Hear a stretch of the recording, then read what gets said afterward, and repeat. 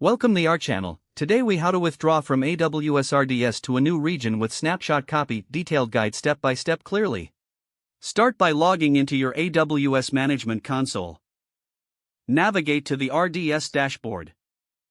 On the left-hand side, select Snapshots. Choose the snapshot you want to copy.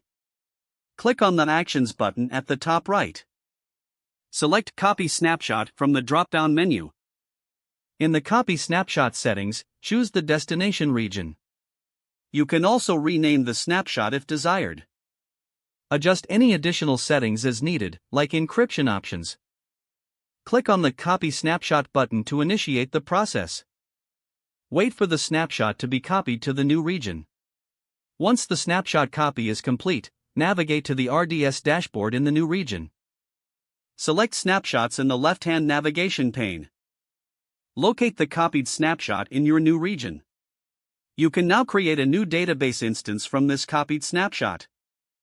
Click on Actions with the snapshot selected. Choose Restore Snapshot from the menu. Configure the new database instance settings as required. Once all settings are configured, click on the Create Database button. Your new RDS instance is now being created from the copied snapshot.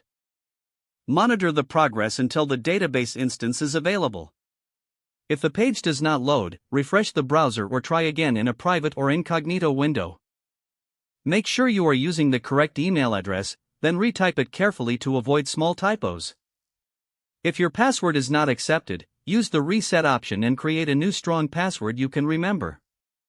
Check your spam folder for verification or security emails, then complete any requested confirmation steps.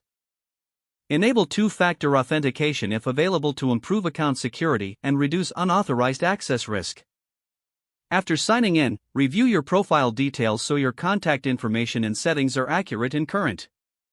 If you see an error message, note it down and try again after restarting your device and internet connection. Log out when you finish, especially on shared devices, to keep your account and payment information secure. Don't forget to like this video and subscribe to our channel for more step-by-step tech guides.